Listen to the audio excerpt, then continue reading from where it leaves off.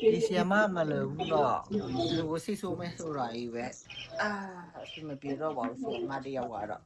စာလည်းမတင်ပေးပဲနဲ့စိတ်ဆိုးဖို့ပဲစဉ်းစားနေမှသိဟုတ်တယ်စိတ်ဆိုးရည်နဲ့ပို့ရတာပေါ့ဘယ်သူလောက်တာလဲပြောက်အဖေဟာအဖေလားအဲ့ဒါအဖေနဲ့စကားပြောမလားအဖေနဲ့ခေါ်ပြောပြလေပြောပြလို့ရလားမရဘူးတိဘူးတော့ဘာလို့ဘာလို့မရတာပြောဖိတ်ပြောချင်အဖေနဲ့စကားပြောအားမ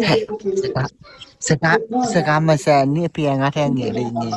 လိုက်မယ်ဒီထိုင်လာပြောနေကျမဖေရှင်းတက်ကြီးရရှင်းဖေရွယ်တော့ရှိကိုလူလည်းအသက်ဘယ်နဲ့မဟုတ်ပြောစမ်းပါရှိသေး96နဲ့ပဲရှိသေးတာဒီပင်ငါတက်ကြီးလို့လားကိုလူလည်းဘယ်နဲ့ရ56နဲ့56နဲ့ငယ်တာပေါ့အဖေမယုံအဖေနဲ့စကားပြောချင်တယ်ဖေက60ကျော်နေဖိုက်လာ60ကျော်နေ60ကျော်အော်ဒါညီကိုလိုခင်လို့ရတယ်ပြဿနာမရှိဘူးအဲ့ဒါစိတ်တို့နေကိုလူလည်းကြီးအောင်မလုံးနဲ့တော့စိတ်တို့ရတယ်လို့လောခိုင်မှာစိတ်တို့လို့ရှိရင်သေးလားလောခိုင်မှာလည်းပြောပြသူမြောက်စိတ်တို့လို့ရှိရင်ကိုယ်တိုင်ကအရင်ခံစားရတယ်သူမြောက်စိတ်မတူရအောင်ကိုယ့်ကိုပျော်နေသေးလို့ရှိရင်ပျော်နေလို့ရှိရင်အသက်ရှည်တယ်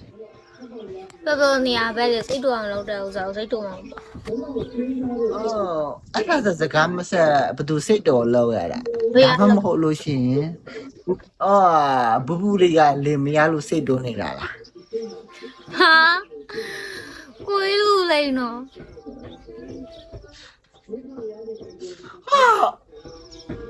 စတဲ့ဘေးပါဆိုတာမှာကိုယူစာမသိဘေးပဲနဲ့ပဲလက်လျှောက်ပတ်နေတာလေပြော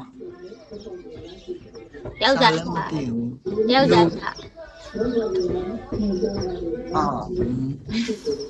အဲ့ဒီယောက်ျားကပဲဒုက္ခပြီးစိတ်တိုးနေတာမဟုတ်လားအဲ့လေဟုတ်ထားလိုက်မှာတော်ပြီငါစိတ်ထိုးနေမိလို့လဲတော့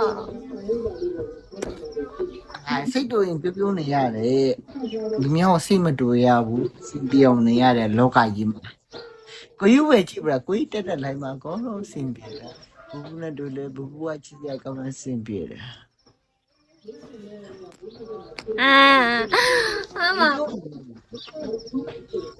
ပြောနေတည်ခဲ့